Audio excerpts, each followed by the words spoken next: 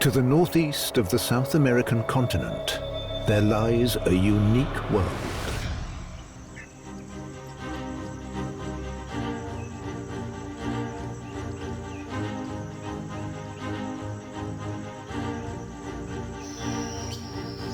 For a small country, Guyana has a remarkable variety of species and landscapes.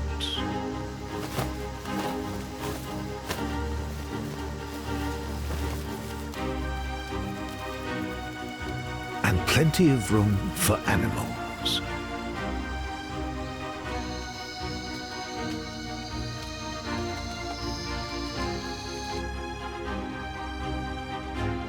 Plenty of room for people too.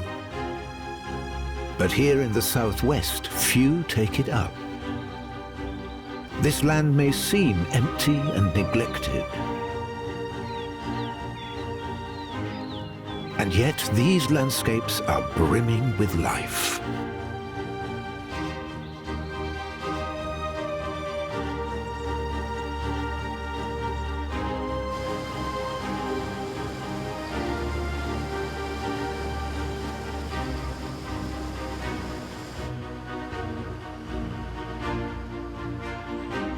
On the map, Guyana offers 3 completely different habitats, each with its distinct flora and fauna. To the north, the coast, constantly threatened by wind and waves. In the center, a seemingly endless rainforest. And to the southwest, the broad savanna stretches away to the horizon. The few humans who live here, farmers and stock breeders, are constantly combating the extremes of drought and flooding. The dry season brings aridity and searing heat. Grasslands stretching away, peppered with stands of trees and islands of forest.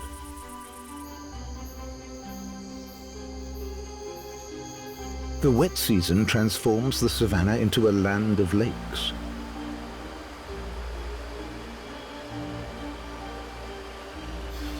People have learned to cope with these extremes, whether ranchers or farmers. They mostly belong to the indigenous tribes, leading a self-sufficient life between tradition and modernity.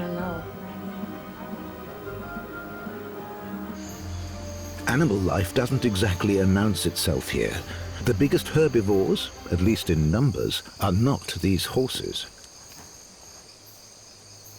These scattered dolmen are evidence that most life goes on out of sight, under the earth.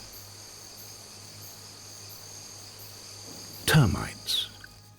Eyeless termites are unrelated to ants, but they're social insects with a similarly structured state. Workers build the nest, fetch the food, and look after the young, while the soldiers defend it against invaders. But unlike ants, there are both female and male termites. Every termite queen has her king.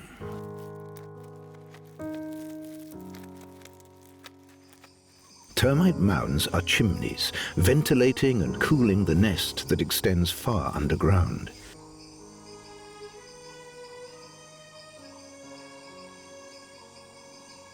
Each colony can house millions of termites. Though for the cattle, they're hardly noticeable. Local cowboys are called vaqueros. Each brings his own cattle to the common herd, grazing freely on the savanna.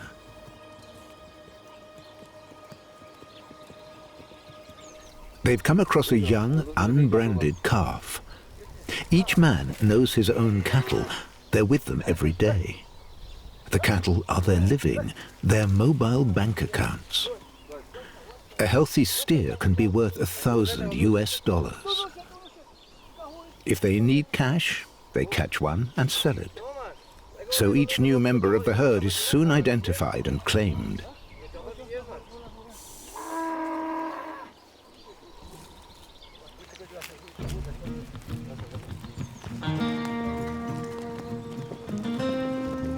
Once a year, they gather up the herd in the big roundup.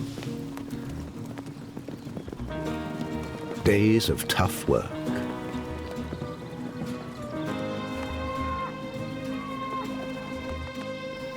Young animals are branded in the corral while steers are selected for market. Dangerous work. These animals are strong and they like their freedom.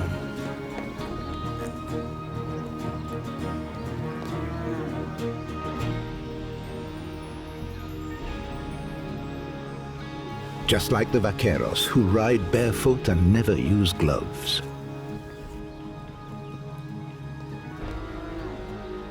What counts here is experience and cooperation.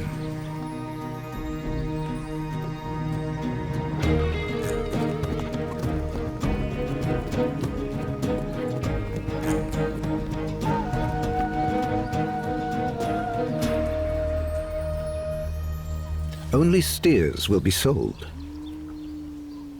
Cows stay with the herd, along with the calves. They are the vaqueros' capital. Roundup completed, the cows are allowed back into the savannah.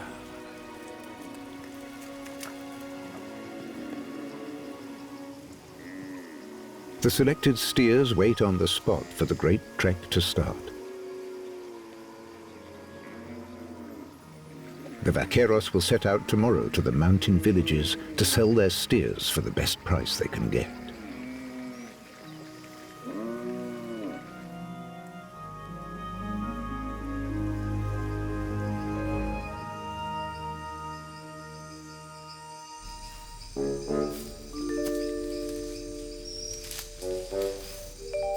The day starts at dusk for one of the savannah's few big wild inhabitants, the anteater.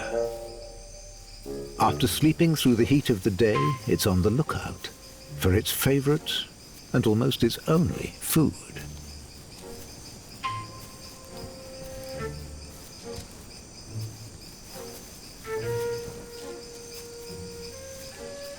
Termites.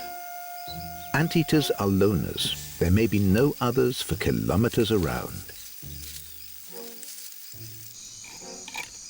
Their unusual bone structure enables them to stand upright. From nose to tail, they can measure more than 2 meters.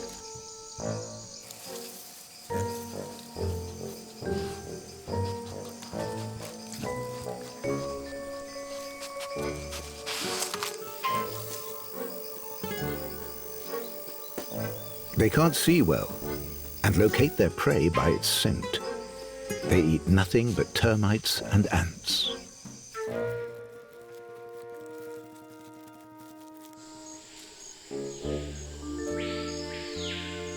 The small anteater, or tamandua, is arboreal. It lives in trees.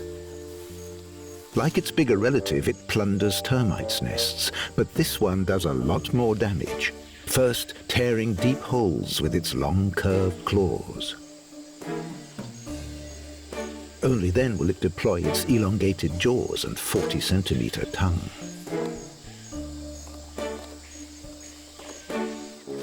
Another relative, the armadillo, has been awakened by the row.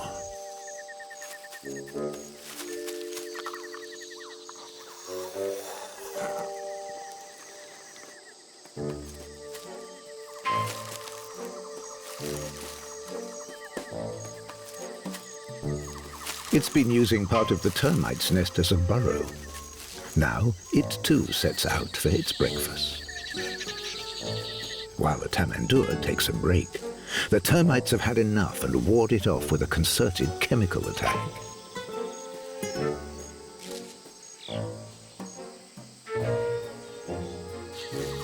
Armadillos eat insects, but not exclusively. They like grasses and fruit too, climbing on their hind legs to sniff out the food.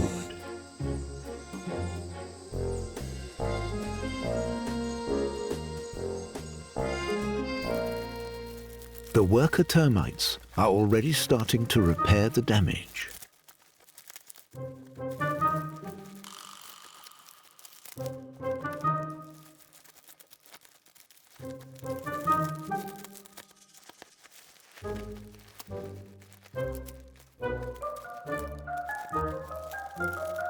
They produce a secretion to glue fragments of earth into a stable wall, part of their defense against their enemies, the ants, and also against nearby termite colonies.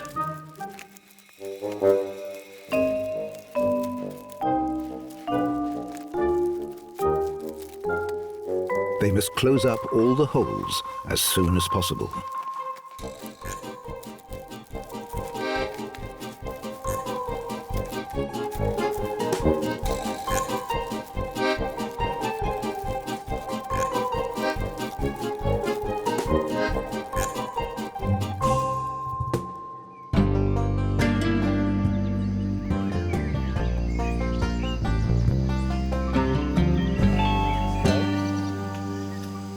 Next morning, the vaqueros make an unwelcome discovery.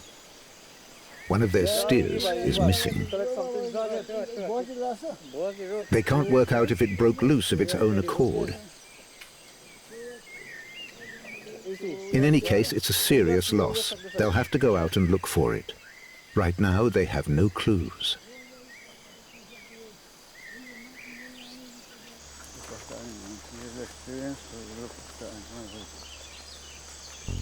Elmo is the oldest and most experienced of the vaqueros.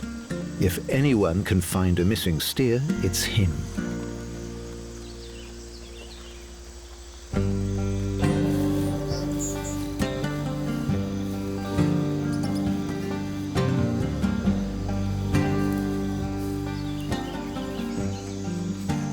He's riding to the lookout point.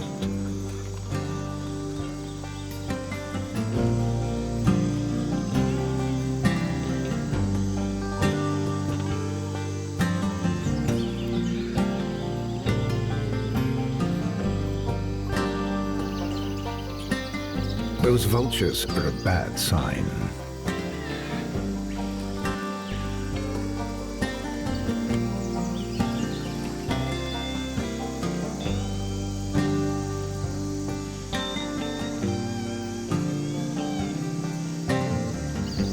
But they're the best chance of finding the steer.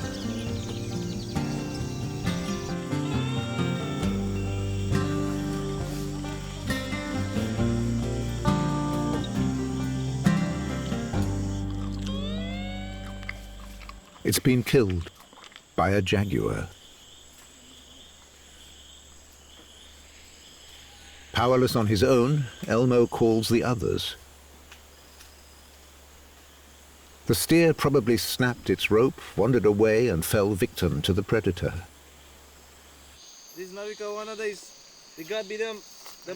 Only when the others arrive will Elmo approach the carcass.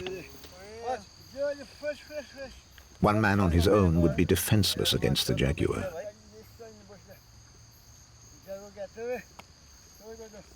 Jaguars mainly live in the nearby mountains, but they often come down to the edge of the savanna to hunt. The vaqueros have no choice but to carve up the steer on the spot. At least they'll get to use the meat.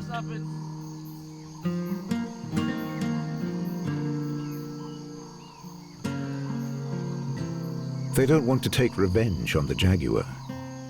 He's part of life on the savanna, and he has the right to hunt for his share.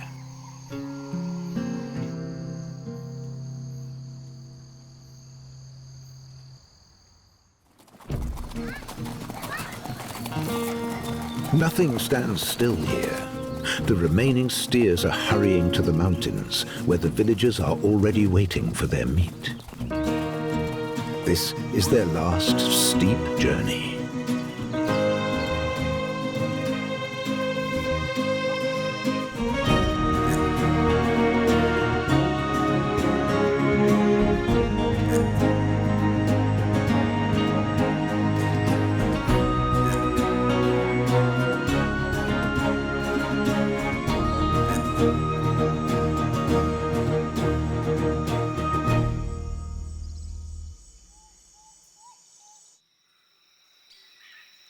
The savanna isn't parched everywhere. The annual rainy season leaves behind ponds and lakes, nurseries for the animals that live on and in the water.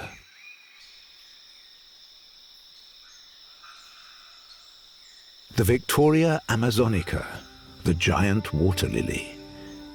It blossoms for only 2 nights.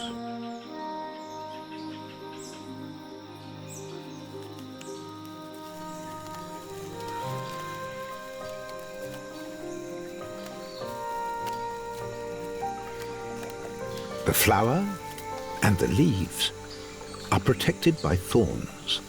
It's usually found in Amazonia.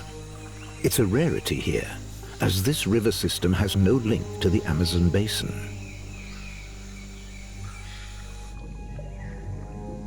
The ribs on its underside will support a weight of up to 60 kilos.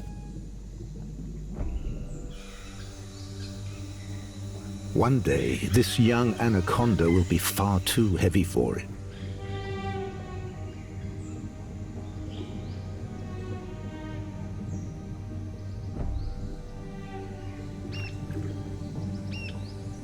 The anaconda loves the water where it's most mobile, the perfect environment for it to hunt.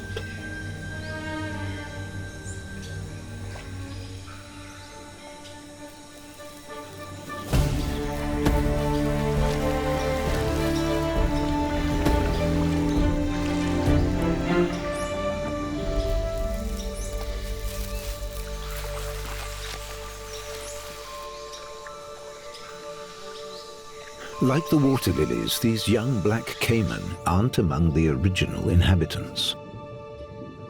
They're both here because of the rainy season.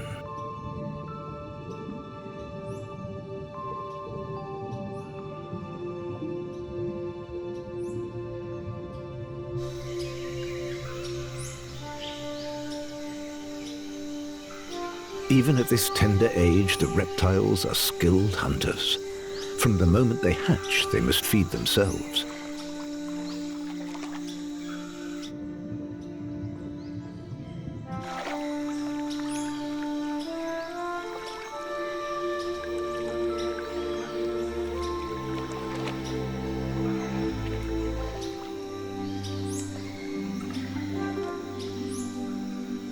But they haven't been abandoned.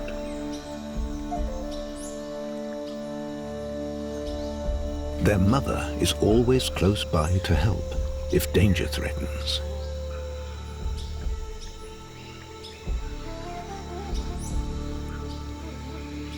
Black caiman originated in the Amazon basin.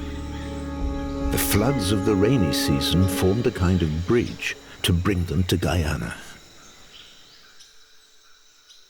The Rio Branco river system is connected to the Amazon basin, while the Essequibo, Guyana's greatest river, flows away to the north. Geologically, the two are not connected.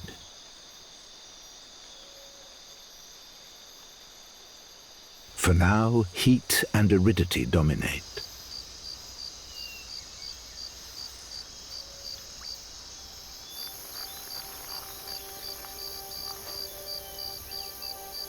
Beyond the ponds, the earth is parched.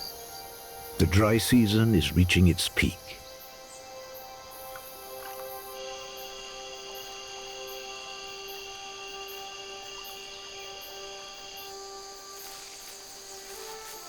The anaconda found a hollow in the nearby undergrowth, but it can't stay here long.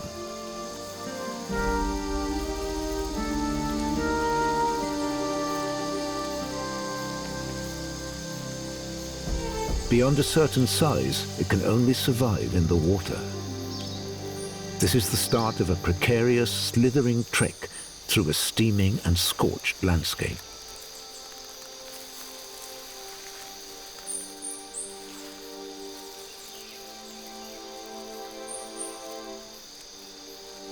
Staying on land, it would be crushed by its own weight, and it would suffocate.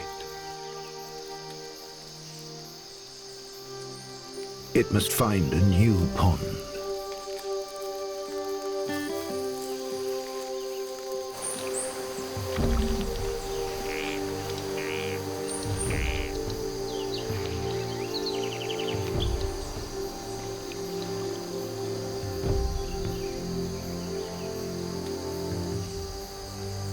Even in the shadow of the copses, the ponds are scarcely more than mud.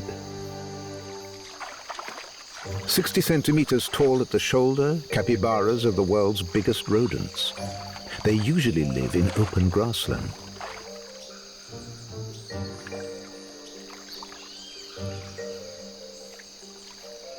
But this mud cools them and protects them from parasites.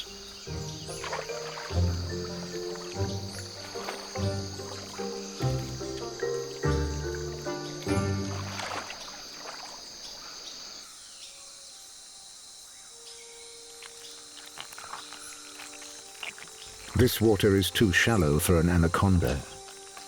It must search on.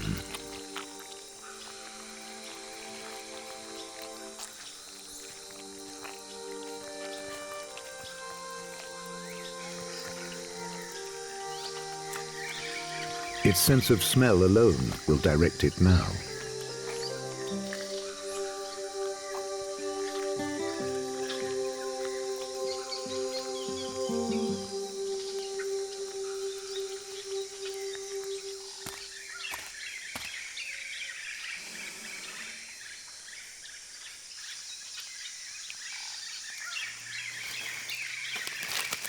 Eustace, a farmer from the next village, has come to the marshes to find the moko moko plant.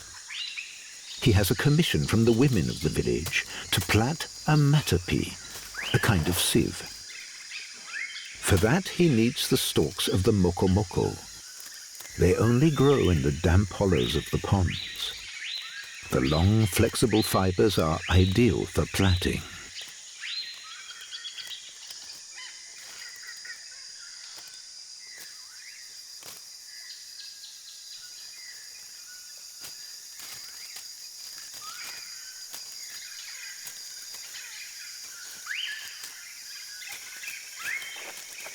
Among these tribes, men are responsible for building houses and constructing tools and everyday utensils. The homesteads are owned by the women, who also work in the fields and tend the animals.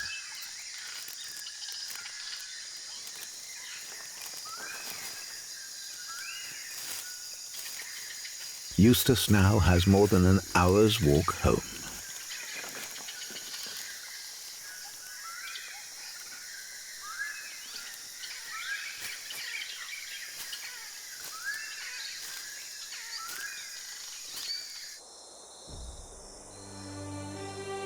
Here, in these small, humid islands of trees, lives the spectacular Guyanan cock of the rock.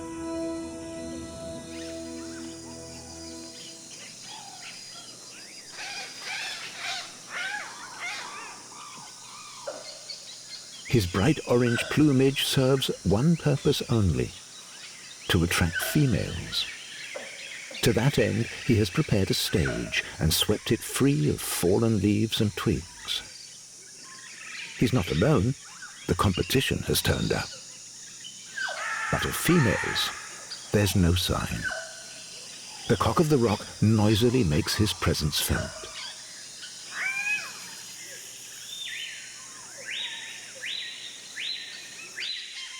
Could this be the right female?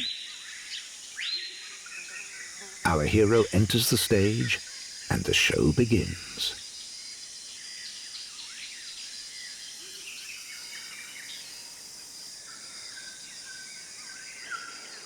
First, he displays his glowing rear end to whet her appetite. Next step, she examines him.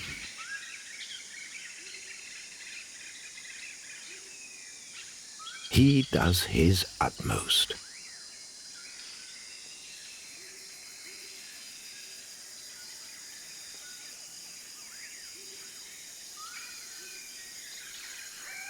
By hopping, he shows off his feathers to best advantage. A sideways glance, and she flies away.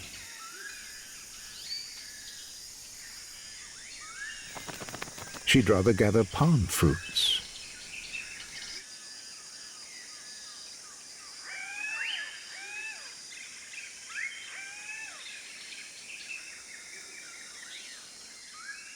The spurned suitor senses his rejection. He must improve his technique.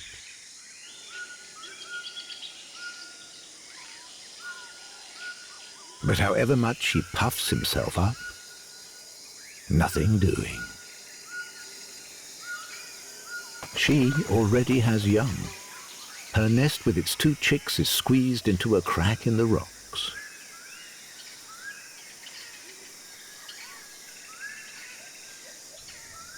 And the male is already building himself up for the next round.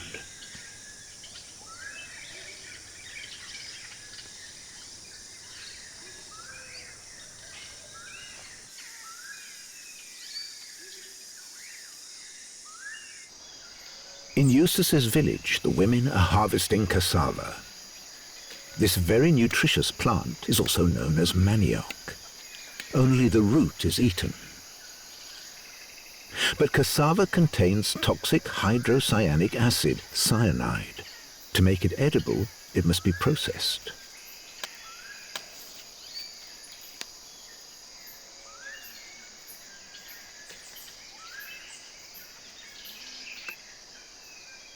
This is also women's work. A full basket weighs at least 30 kilos. All the farmers here are self-sufficient, and all the heavy work is shared by the community. After school, Abini helps her mother with the harvest.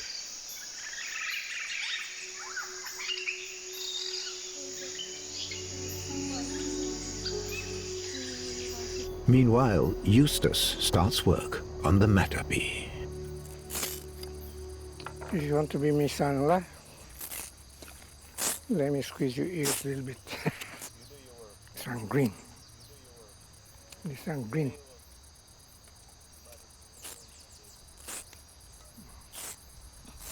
This one green. Moving. You see this one? This one blood. Sing, sing, sing. It takes several hours to make a sieve.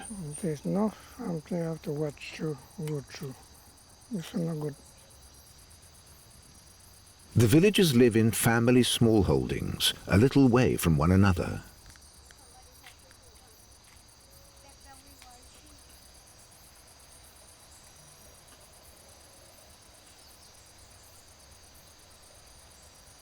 Chickens, ducks, and papayas growing on the surrounding trees complete their daily diet. Eustace starts by plaiting a giant tube. Later, it will be filled with cassava pulp. This unusual way of weaving creates a tube that's elastic and flexible.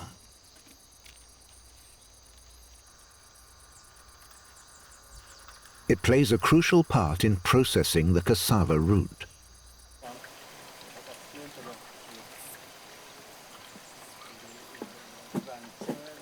To remove the cyanide, it has to be finely grated and then pressed.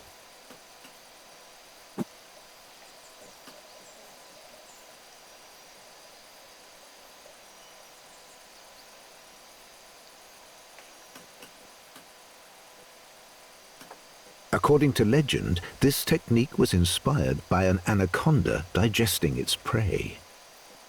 The bloated snake stretches itself lengthways to squeeze out the nutrients.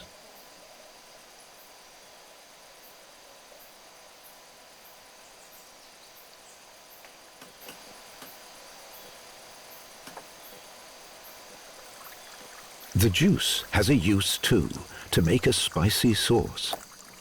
Or they ferment it to brew parakari, a mildly alcoholic drink. The pressed manioc is sieved and dried. This sieve too is woven out of mokomoko fibers. Like this now, come. Raise it up. I still want that card. Come. See this pan? So big. Cassava bread, curry, like this, you see? The pan big. his first Christmas drink. This. See? You want to try? You want to put your hand right there? Just like this, slowly. You see, and then you want back like this. See? And the heat now evaporates the deadly cyanide. The result is flatbreads that will stay good for weeks. Apart from her house, every woman owns an open kitchen. It keeps the heat of cooking bearable and lessens the risk of fires.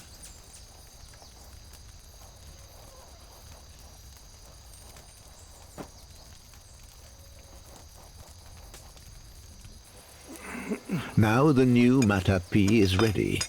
Eustace brings the commissioned implement to his niece Abini.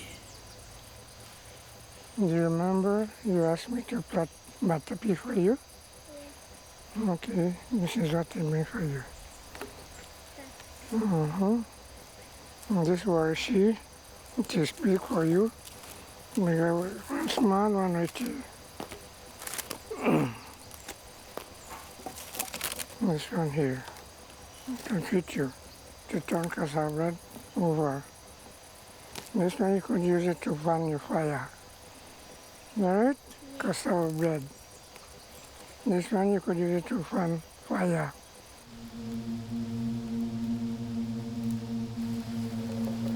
At the peak of the dry season, bushfires break out. They're important for the renewal of the savanna. They keep the forest at bay, helping the grasses grow, while their ash is an effective fertilizer.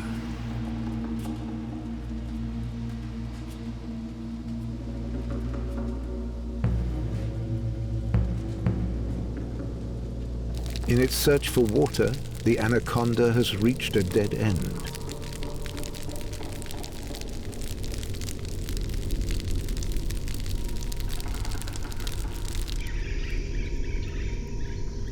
At the edge of the fire, raptors and vultures are waiting for the animals that weren't quick enough to make their escape.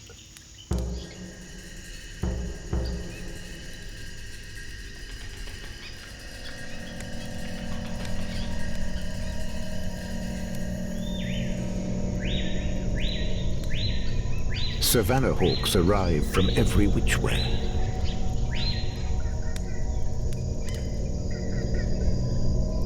Even though there's plenty of prey, fights break out where the predators gather.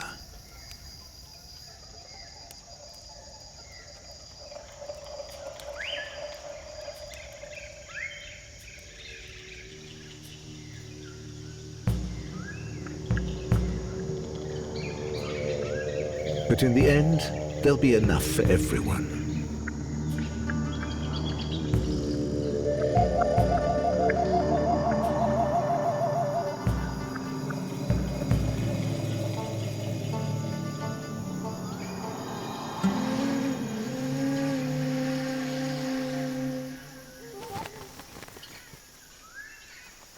Now, heat and drought are claiming victims everywhere. The giant anaconda is one of them.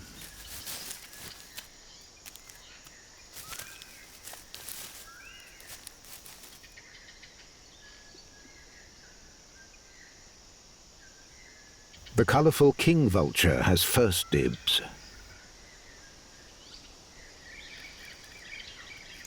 He's just the biggest of the scavengers.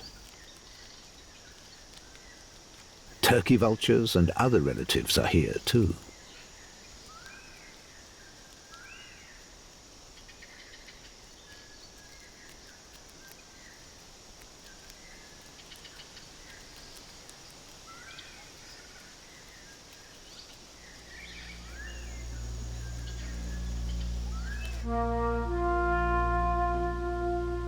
By March and April, even the biggest ponds have dried to mudholes.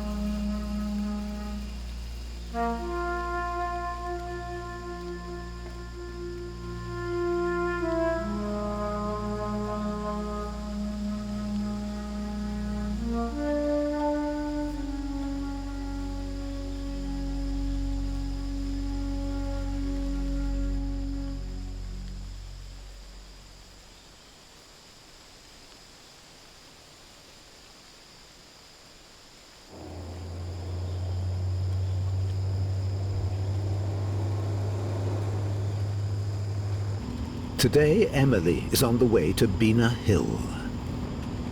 She has an appointment at the local radio station.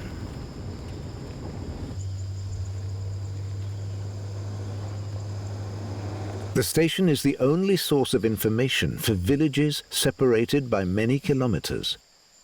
The region has no TV, internet, or a daily newspaper.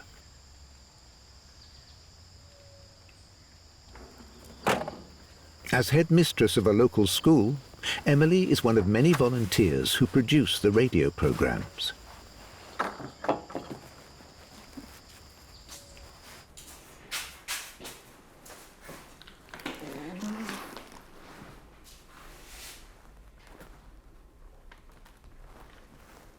Radio Paibomak is one of the only stations in South America run by indigenous peoples. It makes educational programs and regional news. It broadcasts in English, Makushi, and 3 other indigenous languages. And coming back. When we cross out, we start with the ones. Michael Williams is presenter, newsreader, and head of music. So, you will cross out how many marbles? 2! Many teachers, like Emily, support him with reports from their villages. He takes the main news from the station in the capital city, Georgetown. The first broadcast began at 14 hours. What is Radio Paimak? The word Paimak is an acronym made up in parts from the acronym was given by Adam Nash of Anai village from 3 mountains, namely Pakrama Mountain, Iwokrama Mountain, and Makarapang Mountain. Radio Paimak was set up to improve communication, to maintain Amerindian culture, educate people, and keep communities entertained. Okay, as Guyana experiences climate change, Radio Paimak 97.1 Bin FM was proud to record a recording of the Bin Hill Institute for Learning students, the first climate change song ever sung in Guyana, and we're so happy to promote it.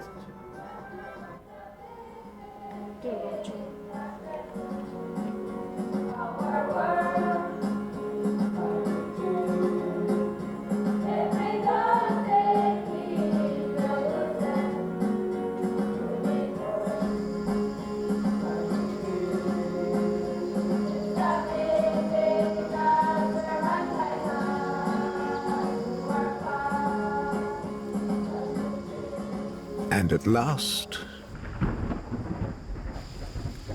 the first rain in months. Relief for people and for nature.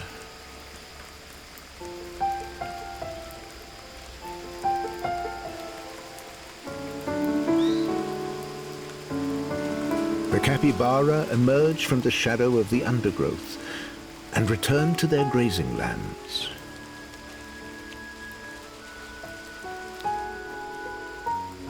These are hard times for the vultures.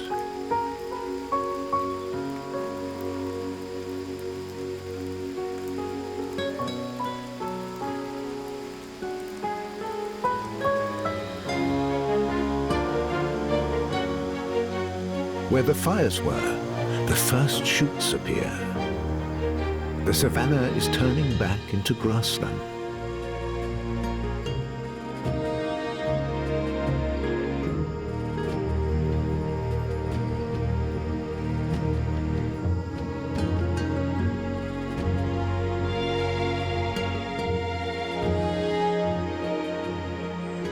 The waterholes are filling up as life returns. And now, for the next 6 months, the savanna will be a land of lakes.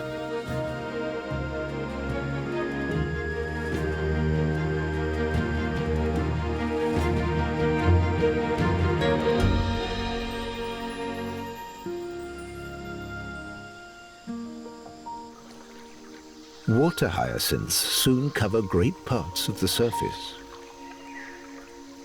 Supported by their air-filled stalks, they float tightly packed side by side. The whole region has become a wetland.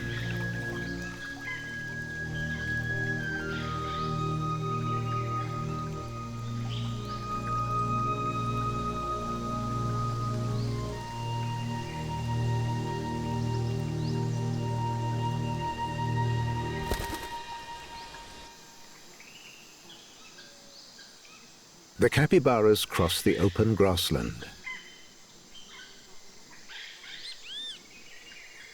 Living in small herds, they're active throughout the day and in the evening.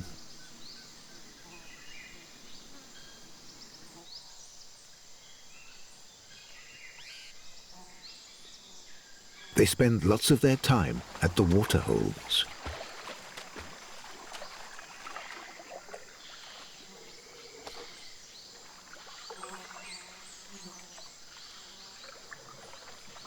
Capybaras are well adapted to life in the water.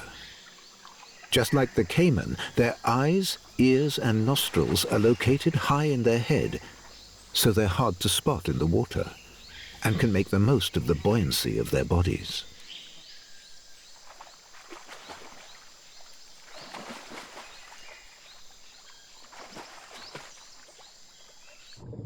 Their webbed toes make them quick and agile swimmers.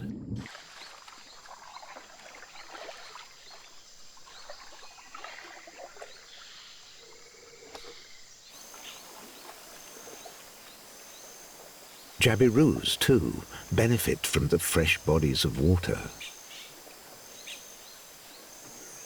At 1 meter 40 tall, they're the storks of South America. They eat small fish and amphibians. These shallow water holes are ideal hunting grounds. Jabiroos live together in groups, using their 30-centimeter long bills to fish prey out of the shallow waters.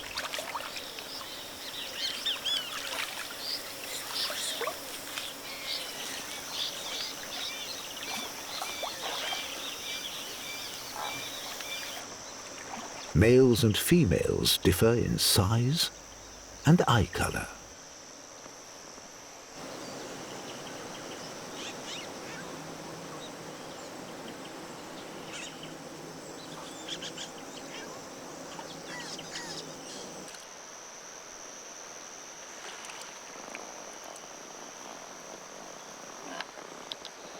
South American kingfishers are bigger than their European cousins, but they have an identical fishing technique. This snippet will satisfy him for a couple of hours at most.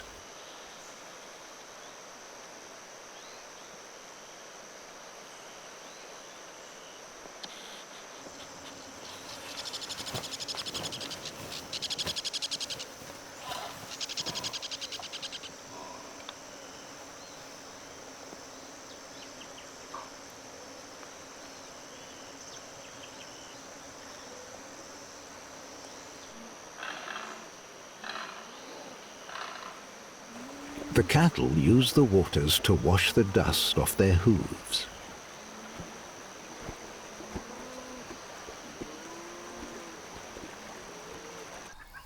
The Jabiroos don't gather in colonies, but in small family groups with 2 to 4 young.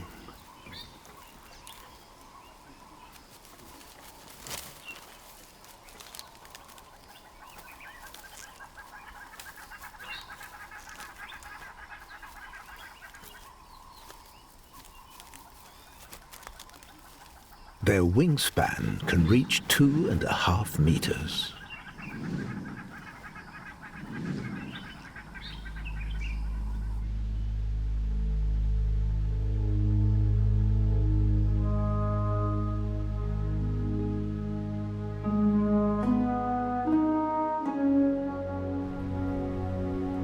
More rain clouds approaching, heralding a heavy storm.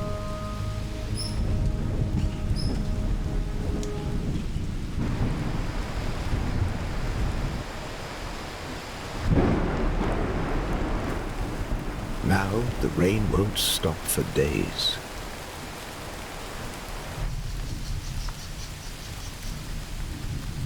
Anyone who can flees to the trees.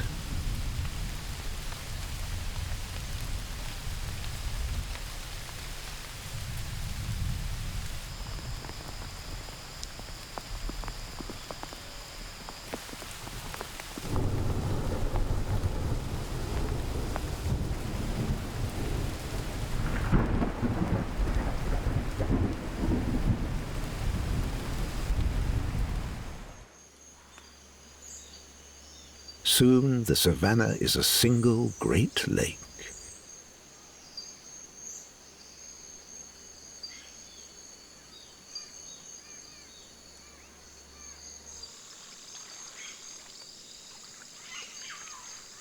Rainbow boas and capybaras now have room to spread out.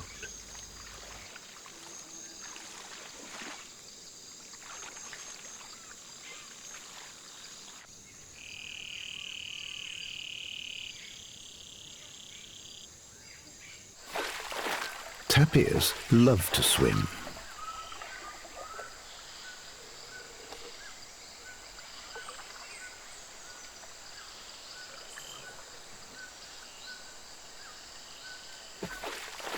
Others have no choice. The anteater is looking for higher ground.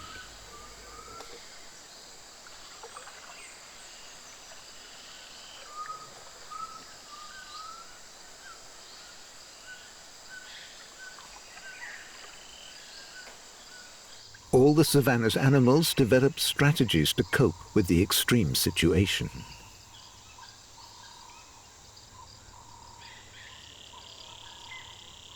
But the flood still claims its victims. The effort of swimming was too much for this tamandua.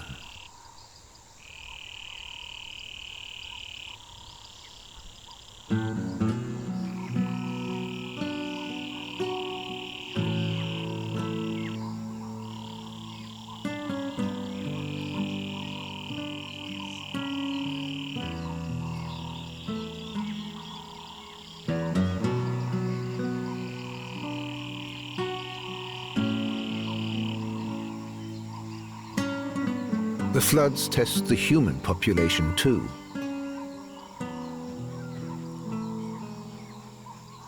Tearing away bridges and destroying roads. Tracks become impassable. Cars get stuck. And the only way to move around is by boat.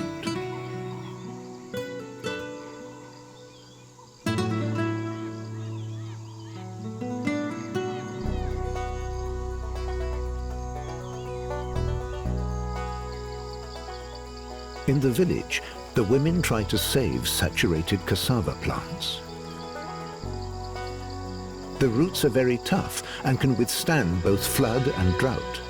But this year, the waters are exceptionally high.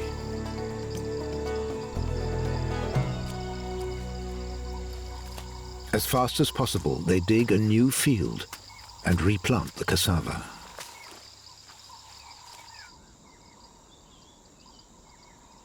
But now the caiman and giant water lilies really benefit. Until well into the 18th century, maps of the savannah depicted a mysterious body of water, Lake Parime. This is the explanation. When the floods are high enough, the waters create a bridge between the Essequibo and the Amazon. Two great river systems are briefly linked.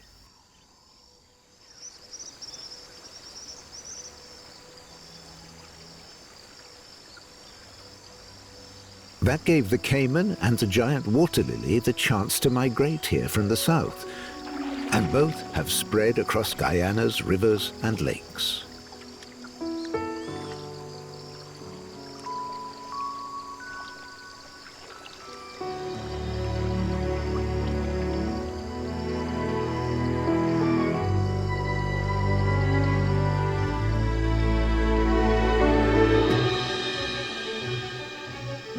Lake Parime was always believed to be the figment of a cartographer's imagination. One scientist would describe it, the next would search for it in vain.